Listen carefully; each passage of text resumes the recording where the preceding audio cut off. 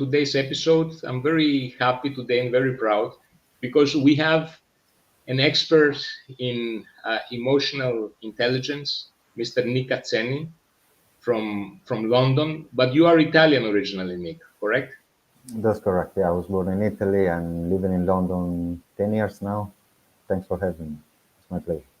Thank you for joining us. And I would like to say that we had a conversation that was 2 weeks ago. I found it so interesting and all the things that we talked. And emotional intelligence was and is, for me, a big topic where I think a lot of value can be added in today's businesses. However, I also think that it's not presented or represented as it deserves. Can you tell us, Nick, what is, first of all, let's start with the basics. What is emotional intelligence? What is what you are doing? Alex, I start agreeing with your point. Is such an important topic and is not discussed and touched enough. Emotional intelligence is that science that help us to attune with our emotions, identify them, regulate the intensity, and finally use those authentic emotions for performance. Whatever performance we're talking about, variety of industries or sports as well, we can find motivation, we can find resilience, we can understand how to create relationships with the environments that we are connected with. But first, understanding our emotions, what is natural to us, what we are good at naturally. We don't want to become someone that we are not. It's more sustainable to embrace who we are and use that authentic self for performing. But what I think, what I see in the conversations that I have with businesses, what I see today is that maybe it's the corporate world that it's it's growing and it's replacing, let's say, traditional businesses. Maybe it is because a lot of people, they have invested a lot in their education, in their technical skills to take their MBA degree to become more skilled, while at the same time they don't put the weight that uh, uh, life experience, uh, wisdom needs to have in order to run an operation as it should be run. It takes more than just skills. And I think that there is like the point where you can come and help a business become better. Is a is a very important point you touched. The intellect is crucial. Knowledge is crucial for, I mean, understanding what the industry is talking about, what the tasks. Through said, we are working with humans. So understanding what triggers me in a conversation, what triggers me in a workplace, and what triggers my employees, subordinates, peers, colleagues, understanding each other humanly is the true key for performance. You mentioned corporate, uh, something I've witnessed, and it's a bit of a paradox. They are focused more on performance, like business performance, rather than human cohesion, cooperation. And the paradox is if you develop cohesion, cooperation, unity between the team, performance becomes a consequence. Of course. The team, of course, blend in a different way if they understand each other's needs. So as a leader, I'm seeing and witnessing that it's crucial to understand yourself first and then the people you work with. And of course, if we stretch to sales, understand what the potential client needs is crucial for providing A, B, or C product or service in order to satisfy the client, so create a long-lasting relationship. Yes, and I think, Nick, that what a lot of people don't realize, I mean, they might know that in theory, but they don't realize that in reality, is that a sale is primarily it's an emotional choice. You sell emotionally and you buy emotionally. You buy because you trust somebody, because you like him, and all the logical reasons to buy, they are secondary, or they come more behind than the emotional part. And I see also in this new world that we live today that has changed so much, because I speak with a variety of different leaders and managers globally. It's such a big gap between if you talk to an Indian SEO and you talk to a German one and you talk to a South American one. So there is a huge difference culturally, and to be able to navigate in this more obviously more complex world, there is where somebody like you could offer tremendous value, I think. You said something very important. Talking about unity, and this I'm stretching a bit into the philosophy tutoring that I do. We are the same human. There is someone born in India, someone in South America, in Africa, in Europe, but we still are driven by emotions. This is something that belongs to the human being. So when I'm called, for example, to create cooperation or enhancing cooperation between teams, one in India, one in South Africa, one in the UK, I see the diversity. I see the differences in habits and ways of doing things, way of working, but still there are emotions running. So working cross cultures is something that I personally love. I love complexity, and I love to seek and understand what is the driver underneath, why we are doing what we are doing. So we can unleash that degree of passion for what we do, and that's gonna lead to motivation. If I talk to a leader, the leader itself can promote that factor, that fraction that is really gonna be the key for the team to be motivated, to be happy, cooperative, and again, performance is the consequence. It's not the main objective, but is a consequence of a very well done job, emotionally and strategically as well.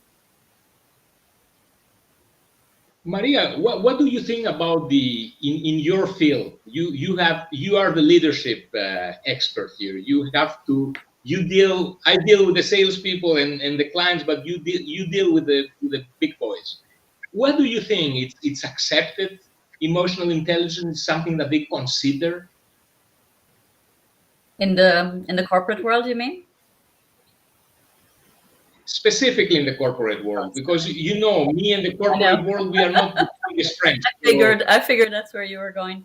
I yes, think it's the last years. It's something that's come out and that people are talking about. But yes, for years it wasn't. It wasn't something. It was considered as another fluffy thing that we used to talk about. Like many of these things that have now come up, like meditation and all these things, used to be considered as hippie and things like that. I think now there's a lot of corporations who realize, especially now with AI coming along, that emotional intelligence is very important. And that's, as Nick said, it's if you don't have emotional intelligence, you can't bring teams together, you can't get them to collaborate.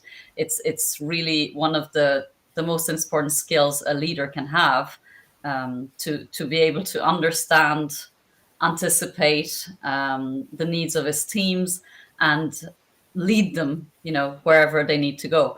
So for me, it's obviously, something really key for any leader to have that emotional intelligence. And I think it's a skill that can be developed, you know, even if you don't have it, it's something you can learn. So, I mean, Nick, tell me if I'm wrong, but I believe it's something that anybody can develop, and it's based, I think, mainly on self-awareness. Probably, I'd say that's the foundation.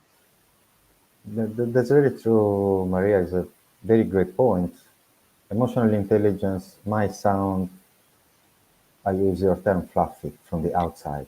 Yeah. If you deconstruct what the science is, it implies self-confidence, self-knowing, as you said, self-awareness. We are talking about the same thing. The ability to develop and maintain relationship skills, empathy, positivity, flexibility. And of course, for each skill, we're talking about soft skills, there are strategies, techniques, activities that can help to develop one or the other.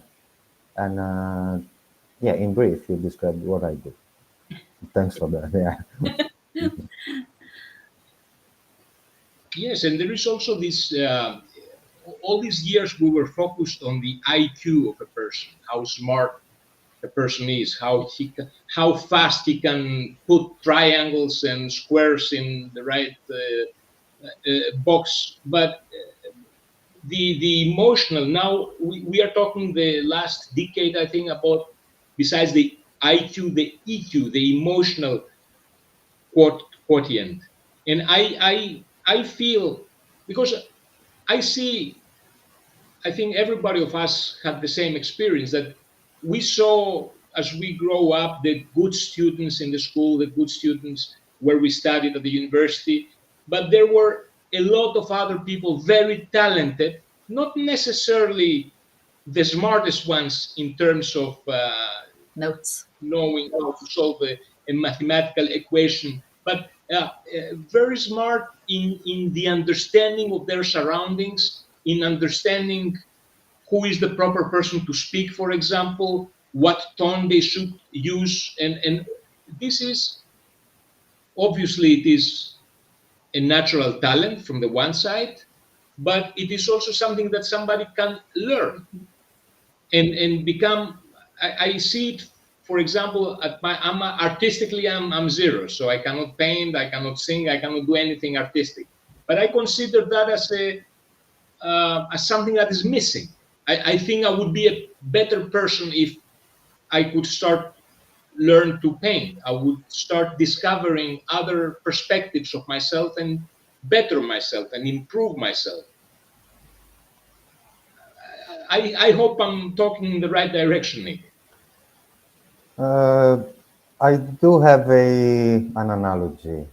I mean, we do work with companies and corporates. So if we were the recruitment department, would you choose someone with an amazing CV, a very high intelligence quotient, but that maybe mistreats the other employees? Mm. Or someone that is not that skilled, but it really creates a family in the company? So the point now, as you said, some technical skills are, I don't want to be biased, I know I am, but I believe we can learn easily technical skills rather than emotional ones. As you said, some people has this kind of gift of understanding people, the ability to tune into someone else's emotions, and so understand the needs. So a leader, for example, if he or she feels that an employee today is really 10%, get closer, create that psycho-emotional safe space to talk, and maybe say, listen, if you don't feel to work today, just take the day off, relax. So that person, employee or team member, the day after, gonna come back super efficient, Engaged. engaged, Yeah. and appreciating the workplace. Yeah. So waking up in the morning and feeling motivated, feeling happy about where I'm about to go. I think is the best gift that a leader can provide for the people he works with. And so mental well-being is all about people feeling happy about what they are doing and feeling happy about the people and the relationship that they have in the workplace. Because, true said, we pass the majority of the day working. So creating that environment, I think, is crucial for the leaders and extremely important for the corporates to embrace this topic. Yeah, and there's lots of, But I think, sorry. yes, please, Maria. No, go ahead, I please. was going to say there's lots of research that backs the fact that if employees feel valued, engaged, and are happy at work, the results follow. As you were saying earlier on, the performance will come is a byproduct of all that. So because they will work harder, they will want to be, they will want to win together, and so there's a lot of science to back that up and research. But let me ask, like, as a CEO now, because I think a lot of the viewers are going to have the same question. Everything that you say sounds very nice, but are those, is your engagement in a company, let's say a company hires you to enhance the emotional intelligence in the leaders, in the employees, are the results measurable? Is it something that we can say, okay, we can put some numbers down and see at the end, okay, before Nick, we were at this stage, now after Nick, we achieved this, that, that. Is there something like this? I believe there are many factors that can help to measure let's call it return of investment, because for the corporates, they are investing in the well-being of their employees. It might be less employees leaving the company. It might be less absenteeism, for example. Uh, a higher degrees of a higher degree of employee well-being. So means we are making the same money, but we are all happier. And so now I believe I'm stepping a little bit philosophically, but the meaning of success of the human being is not necessarily the bank account, if you have a villa with a swimming pool. The question I place is the simplest, are you happy? And so if the team leader, team members, they said, yeah, we are happy. So that's a successful company, I believe. Absolutely, I cannot agree more than you on that. Although I think many are going to misunderstand what you are saying, but I agree with you. I'm with you. I changed also my character and the way I was running my business. I'm running a business since over 25 years now. So Alex of today, it's not the same Alex that it was when I was 30. I can tell you that. And I feel I improved myself. I become a better person, and I became a better person by getting out of the thing that I was doing good. So in the past, I was in my comfort zone. So I read something. I was listening to an audiobook. The audiobook, it's called Choose Your Enemies Wisely. It's this guy, Pat David. So he was saying that there was a guy that came to him and he said, I want to work. I'm really here to hit the targets and very passionate about working the company. But Patrick said, what I saw on him was that he wanted to accelerate on the things that he knew. He was not willing to get out of his comfort zone, to do all the things that he wasn't good. So, and I think that is the most important step, where somebody like you can help somebody that is so focused and obsessed on achieving his goal to become better and on the things that he's not good. I think that's a very strong point. All right. I don't know. Maria, leave it to you. Oh, sorry, I didn't know who you were speaking to. You were speaking to me? Yes, Yes. What did you? I didn't hear. What did you say? yes. I say that the challenge is Oh no, because I heard people. what you said. I didn't. I thought you'd ask me a question. Sorry, it broke off. Yes, my question is, what is your opinion on that? Because we have somebody that he's a very good salesperson. He thinks sales techniques, this, and I would say step back, disconnect, observe where you stand, and try to see. No, nobody of us likes to hear the things that he's not good, Well, yeah, it's and often rejects, and says, no, no, that's not important. That's not for me. No, it is important. It is important. yeah. Well, you have to. I think the best way is to realize by yourself. I mean, with some help, obviously, what you need to work on. It's difficult to be self-aware. It's not something. There's a lot of people that don't even think about it, and it's a hard exercise to do alone, and that's why I think someone like Nick probably is very helpful to help you explore. What are the things that you could maybe improve, and what are your strengths, what are your blind spots, because those are the ones that usually we need somebody to hold up the mirror a little bit to help us find, right?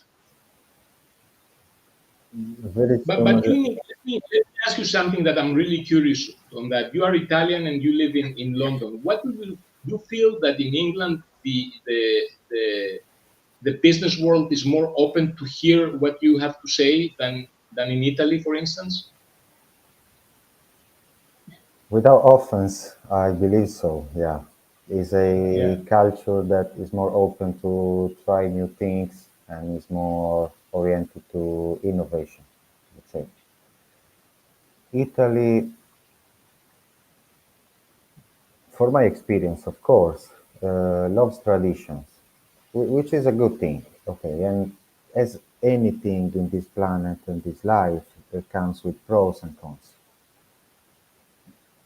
Now, of course. stepping back 30 seconds, the embracing the topics and the tasks where we are not good at yet.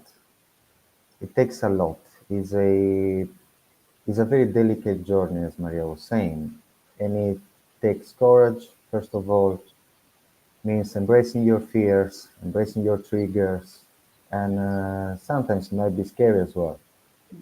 Especially going by yourself alone, it might feel like I don't want to go there. And then we step into fear of failure, rejection. So embrace those unpleasant emotions is something I generally help with. We work on acceptance. We work on self-awareness. And again, as Maria said, many people are still in pre-contemplation. They're not yet thinking about, can I step there? What is inside me that I don't know yet? How can I identify my emotions, leveraging on the signals that the body is sending to me, or on the pains that I have in my body? Why do I behave the way I do? And of course, it's a very delicate journey, and having a guidance, of course, is helpful. Is something I do professionally, and I do something very similar with the School of Philosophy as well. Self-knowing, understanding ourselves in brief is a long life journey. And I would say it's beautiful that we don't have a finish line. We keep learning, we keep learning, we keep learning. So we accept mistakes as part of the journey, which is fine. So you kind of lose the fear of fail because you know that you're gonna fail and you are hoping and wishing to find those blind spots so you can improve. Improvement and self-development is a journey that doesn't finish.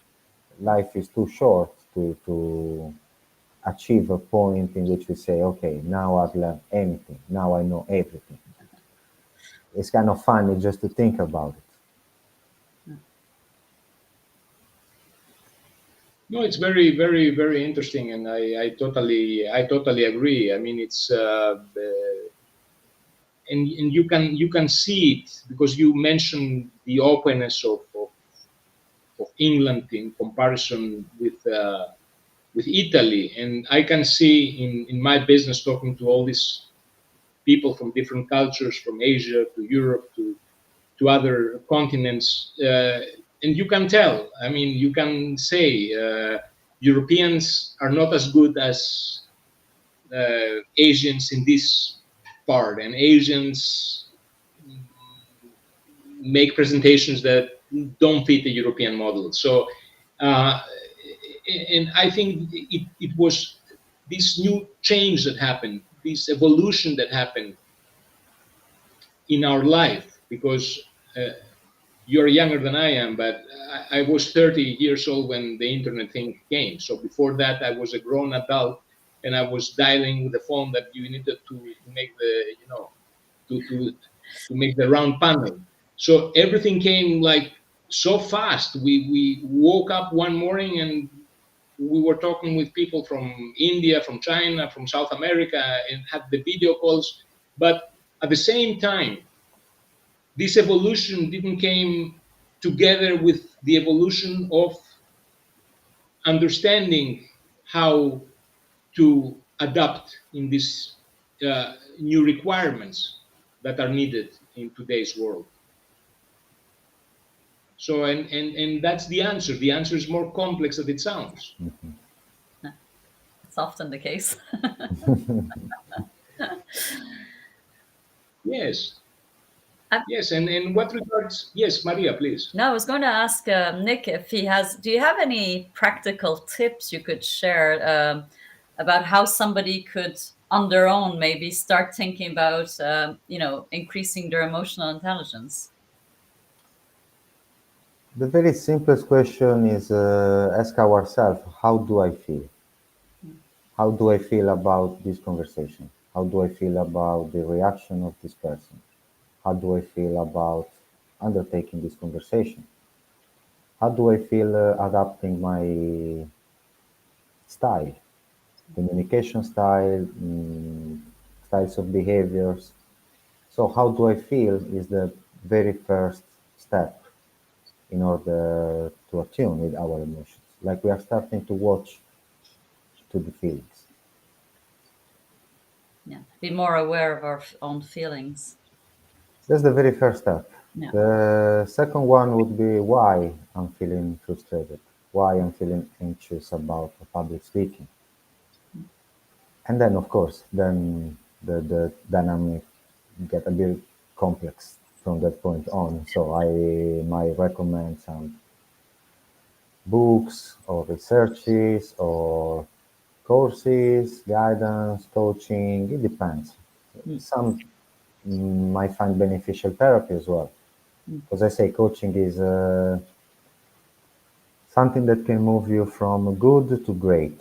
But if you are starting from very low, it Yeah. might not be the perfect moment for coaching.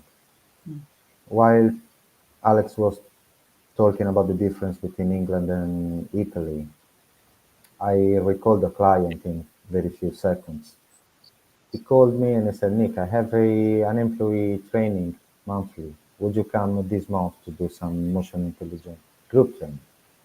And I said, okay, let's have a chat. We were having a chat and I said, okay, what is not working? And he said, nothing. And I was like, okay, why you calling me? Why are you curious? And he said, we are doing very good and I don't see yet what we can do better. And I was like, whoa, this is very open mind.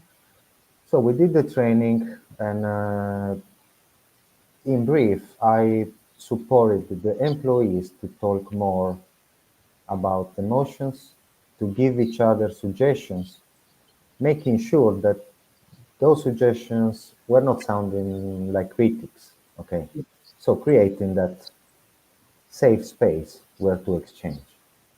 So what happened? Then we met after like 2 months, and he said it's not just that they kept talking that way, but they started talk that way with the patients as well. Mm. So the patients had a very beautiful experience, and so something we were not expecting. The patients started to bring other people because this clinic is amazing and the people are amazing. Oh. So more referrals, more clients. After 2 months, he had to hire 2 new employees. And I said that this is a perfect example, a perfect case study of how performance is the consequence of introducing emotional intelligence in the workplace. And so Alex made me rethink about an entrepreneur that was doing good and still wanted to change. He wanted to innovate, bring something different. How can I be diverse from the other clinics? What's the next level of providing a good service for my patients? That's a great ROI they have there. Indeed, yeah, indeed. Amazing. And if somebody, Nick, wants to start to learn more about emotional intelligence, besides on emailing you on your email, nick@nickatzeni.com, besides that, do you have some books to recommend or some maybe apps or some courses that he could purchase and see more and find out more and become wiser in the topic? There are some books, and something I say professionally and at the school as well. We cannot think outside of our box. So compare what we think, share thoughts and opinions is something extremely useful. So I do really suggest, alongside the books and some researchers, maybe to blend with other humans. So let me understand what do you think and why do you think this way. With a curious mind, we can learn a lot from other humans. That's everything very, very, very interesting. Very interesting. Nick, if somebody needs to get in contact with you, would like to uh, listen more, probably have a discussion with you, how he can contact you. I do have a website. Via email is the easiest because I do love not to do things superficially. So if I receive an email and I'm busy, I leave it there for a couple of hours. I take my time. When I'm ready, I respond, not superficially. It's different from a phone call. A phone call it can quote you doing whatever. So yeah, So, email or LinkedIn. I'm happy to to chat with yes, anyone so that is he interested. can find you on LinkedIn. That's how we came together through LinkedIn. We connected on LinkedIn. He can find you on LinkedIn, Nick Atzeni, and he can send you a private message and you can take it from there and see how you can connect. Definitely, I'm happy to. Yeah. I don't know if you want to add something more, Maria. No, I think it was really interesting. Thank you, Nick, for coming and speaking to us about it. It's a topic that I care deeply about. So thanks a lot.